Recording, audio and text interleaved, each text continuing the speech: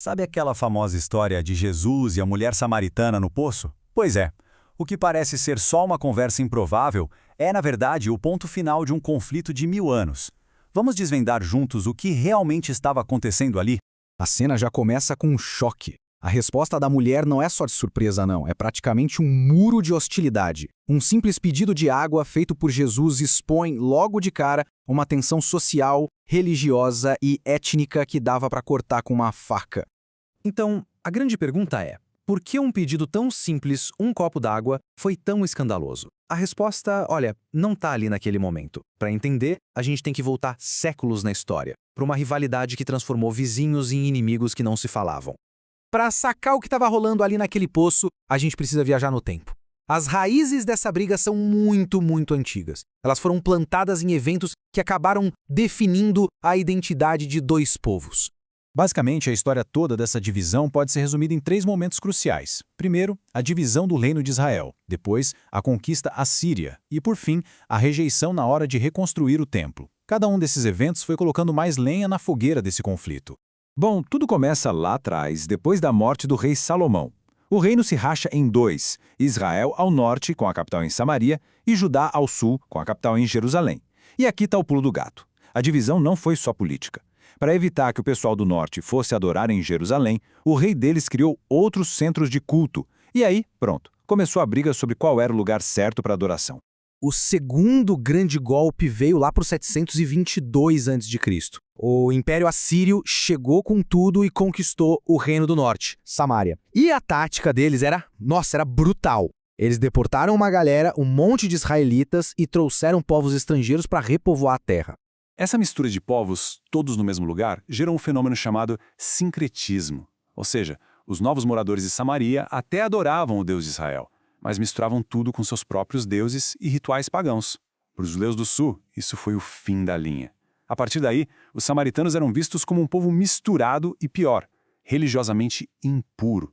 E a pá de cal, o golpe final, veio séculos depois. Quando os judeus finalmente voltaram do exílio na Babilônia para reconstruir o templo, em Jerusalém, os samaritanos chegaram e ofereceram ajuda. A resposta? Um não seco, direto na cara. Foi ali que a separação foi cravada na pedra. O conflito deixou de ser histórico e virou uma crise de identidade total, sem chance de reconciliação. Em resposta a essa rejeição, o que os samaritanos fizeram? Construíram o próprio templo deles num lugar sagrado para eles, o Monte Gerizim. A partir daí, a rivalidade ganhou um endereço físico. Eram 2 montanhas, uma contra a outra, competindo pelo título de verdadeiro lugar de adoração. Olha que interessante como esse resumo deixa tudo bem claro. De um lado, os judeus, adorando em Jerusalém, no Monte Sião, se orgulhando de uma linhagem pura. Do outro, os samaritanos, no Monte Gerizim, com seu templo rival e sendo vistos como um povo misto, impuro. A divisão não podia ser mais explícita. E é com toda essa bagagem histórica que a gente volta para o poço. Quando a mulher pergunta para Jesus sobre este monte, ela não está só batendo papo sobre geografia. Ela está jogando na mesa 1000 anos de dor, de rejeição, de conflito. Tudo numa única frase. A pergunta dela, no fundo, era: e aí? Quem está certo nessa história toda? E é justamente nesse cenário supercarregado que a resposta de Jesus se torna tão revolucionária. Ele não ignora a briga. Pelo contrário, ele mergulha nela para oferecer uma solução que ninguém, absolutamente ninguém, estava esperando. Vamos analisar o que ele faz, passo a passo. Primeiro, ele entra em Samaria, de propósito, um lugar que todo judeu da época desviava. Segundo, ele puxa a conversa com uma mulher samaritana, quebrando todas as regras sociais e religiosas possíveis. E terceiro, a cartada final, ele redefine o jogo inteiro, o próprio conceito de adoração, oferecendo uma saída para aquele beco sem saída. E aqui vem um ponto crucial, a virada de chave. A declaração de Jesus é radical. Ele diz: olha, está chegando a hora em que a adoração verdadeira não vai acontecer nem na sua montanha, nem na de Jerusalém.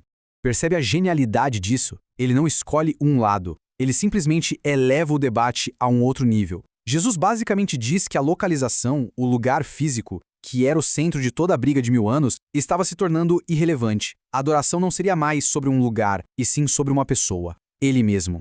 Tá, mas o que isso significa na prática? Significa que aquela história toda, amarga, cheia de divisão, não é simplesmente ignorada ou esquecida, não. Ela é redimida, ela ganha um novo significado. E a gente vê isso acontecendo de forma brilhante mais para frente no livro de Atos. A ordem da missão para espalhar a mensagem é bem clara. Primeiro Jerusalém, depois Judéia e, adivinha qual o próximo passo? Samaria. Isso não foi por acaso. Samaria era o primeiro grande teste, a prova de que essa mensagem podia, de fato, reconciliar inimigos históricos. Então, o ponto central é este. A história, com toda a sua dor, com toda a sua divisão, não é apagada, não é varrida para debaixo do tapete. Ela é encarada de frente e redimida. Jesus não fingiu que o conflito não existia. Ele entrou de cabeça nele e ofereceu uma solução que ia além de etnia, de território e de tradição. E isso tudo nos deixa com uma reflexão final, né? A história da mulher no poço revela um padrão. E a pergunta que fica no ar é: qual é a Samaria que nos ensinaram a evitar hoje em dia? Quais são as barreiras históricas, culturais ou religiosas que nos impedem de simplesmente atravessar para o outro lado?